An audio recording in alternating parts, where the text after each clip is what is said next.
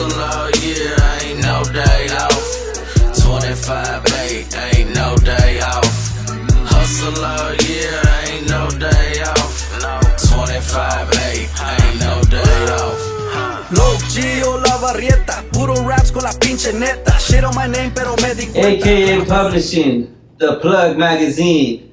I'm Loke G. We got a special guest, exclusive, Houstone to the bone. Houstone Smooth, welcome. What's up, baby? It's your boy Houstone Smooth, man. You know, Mr. AK, I'm so Houstone to the bizone. You know what I mean? And down here with the AK and Publishing, my boy Loke G, and we finna get it in. Hell yeah, you know what the fuck I'm talking about. So let's start off from the very beginning. Let's see.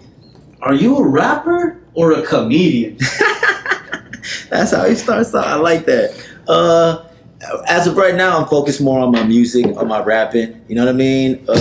I'm a comedian inside the house with everybody else. You know what I mean? And I got some stuff that I'm putting down. I want to do some more stand-up comedy in the future. I want to, you know what I mean, take different roles and stuff like that. But as of right now, I'm solely focused on my music because I felt that whenever I started putting so much on my plate, it would thin me out everywhere, and I wouldn't really just get the response that I wanted. You know what I mean? I wasn't able to focus solely on something, and I wasn't getting it done the right way. The right amount of energy wasn't getting put into it. You know what I mean? So, as of right now, I am solely an artist. But if the money right, shit, I'll do anything.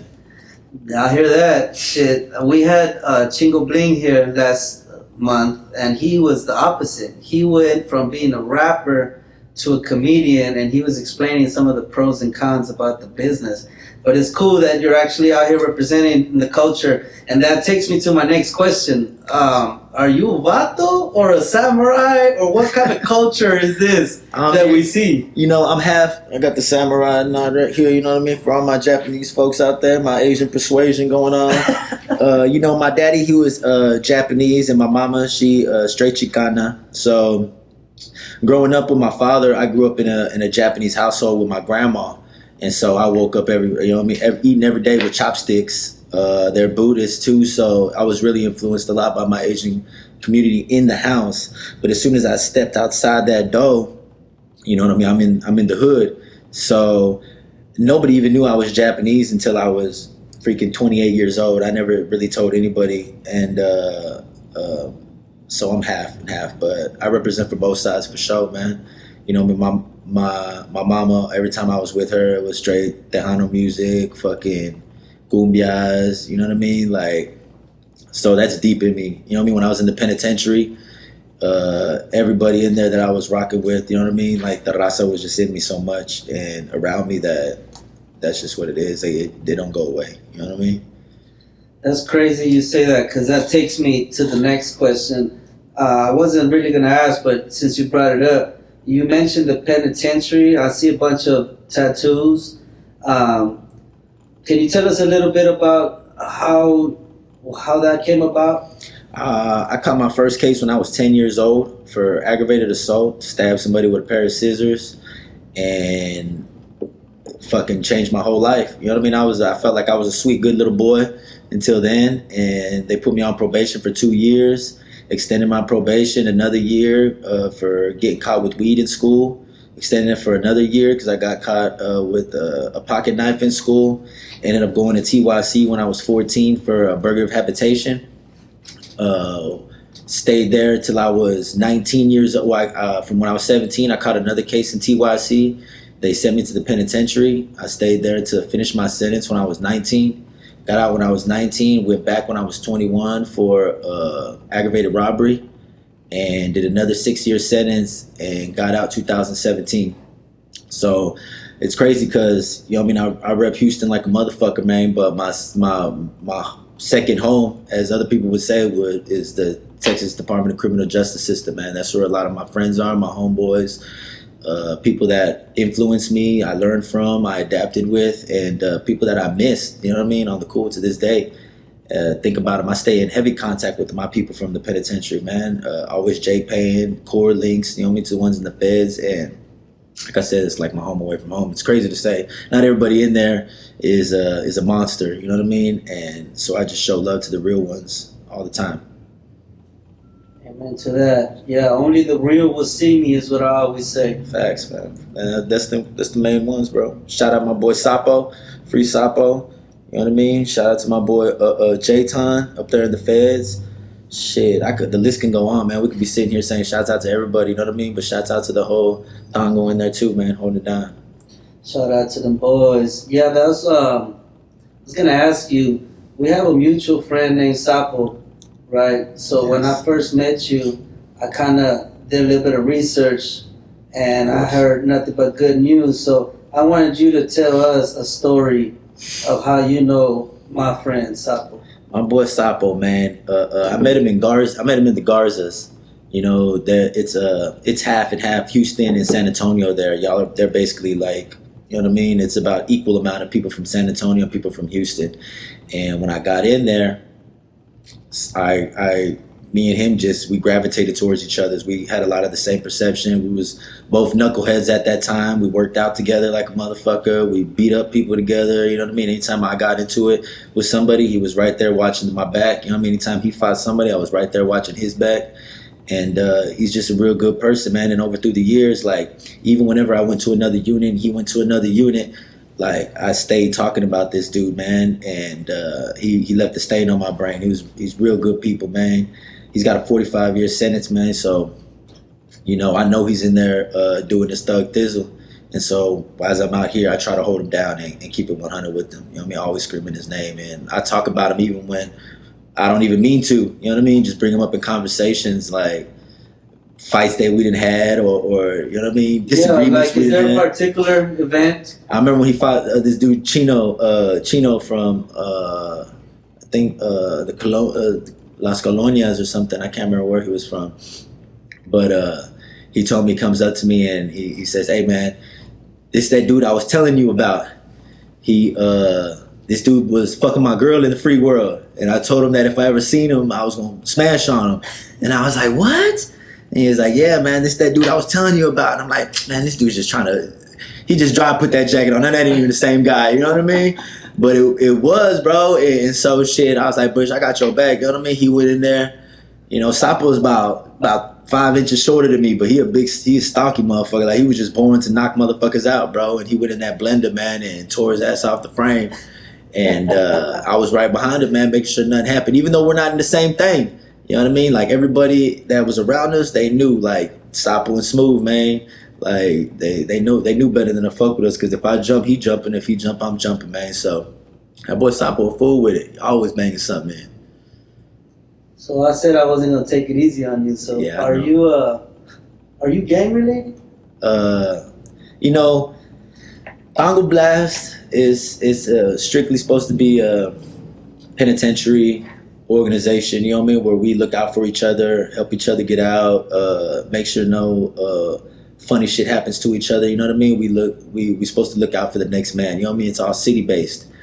But, you know what I mean, I've done so much time and I've done so much work since I was 17 years old, you know what I mean, putting in work and shit like that, that when I got out, I wanted to brand myself Houstone Smooth and represent for everybody that has the same star on them, you know what I mean? And it's gotten backlash, it's gotten good and bad, you know what I mean? Vibes from both sides, because so many guys that I've known come out and they don't have nowhere to go, you know what I mean? As in, like, they don't have no guidance, they're lost in the sauce, you know what I mean? They get out here and it's 2022, they've been locked up for 15 years, they don't know what damn, you know what I mean, what nothing is, you know what I mean? So I'm trying to build this brand so whenever people get out, I could teach them something. You know what I mean? Whether it be music, it don't always have to be music. It could be marketing. It could be videos. It could be, I could always point somebody in the right direction, connect somebody to somebody if they want that. You don't got to come out and do the same thing everybody else does and cut somebody's grass or, you know what I mean, do somebody's tape and float, sheetrock, even though I done did it. You know what I mean? I want to let people know that, man, you can follow your dreams, bro. Like, no matter what you are, all that writing people be doing in there, all that music people be doing, some of the best artists that I've ever heard in my life, bro, are locked up and won't ever come out. You know what I mean? So the ones that do come out, I want to be able to bless them. And also because, shit, a lot of them got life sentences and ain't coming out. So when I came out, I'm like, I'm one of the lucky ones. You know what I mean? I'm one of the lucky ones, and I want to do right by my people. And so I put that stamp on me, Houstone Smooth, because everybody knows me as Smooth. But I put Houstone Smooth. I'm so Houstone to the bone. And everywhere I go, I represent, and I make sure my jacket's clean all the time, man. So anybody else that's a Houston or whatever, they'll be like, oh shit, I know that boy Smooth. He's a solid ass dude. This guy might be a solid ass dude, and give somebody a chance. Because, you know what I mean? That's basically what it is, bro. Well, let me clarify a little bit, because for us that don't understand a lot of what's actually happening in prison and stuff, you did give us a lot of prison jargon on a yes or no question. Did I really? Can I get a straight answer because my brother would want me to ask you, why is there a star on your face and a Playboy bunny on your hand? Oh man, see, I got that Playboy bunny on my hand. No bullshit. I got that before I was in the tango. You know what I mean? It really was because, you know, I'm smooth, baby. I'm Playboy. You know what I'm talking about? Super fly, super live. You know what I mean? Got it because I was young. And everywhere I go, I always got questions. They be like, hey, you order one? You order one? I'll be like, nah, bro, I'm blasting, though. Like, what the fuck, man? Look at my face first. Don't look at my hand. But, you know, you walk into the chow hall, they see that bunny on you. That's the first thing they ask. You know what I mean? So I'd have to like, no, bro, check my shit out, bro. That's a star there, too. You know what I mean? Like, I'm blasting, for real, for real. And then they always see me with Sapo, too. So, you know, he's ordered one. So they'll be like, what the fuck, bro? He's a homeboy? He's a homeboy? I'll be like, nah, he's a homeboy. Let me stop you right there. Is any of this breaking the code of silence? Because I'm going to edit it out. Ah, shit, I hope not.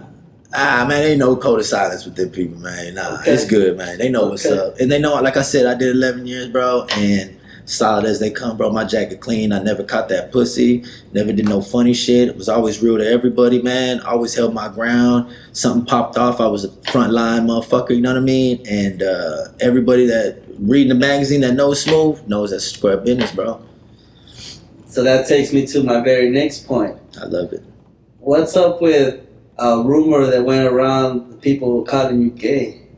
Yeah, man, I guess some people don't take my comedy as well as I take it, you know what I mean? And I'm gonna be real, inmates, when they're inside, we're like a fraternity, bro. You know what I mean? We're like a fraternity. There's hazing, there's all types of shit, you know what I mean? And there's a bunch of games getting played, you know what I mean?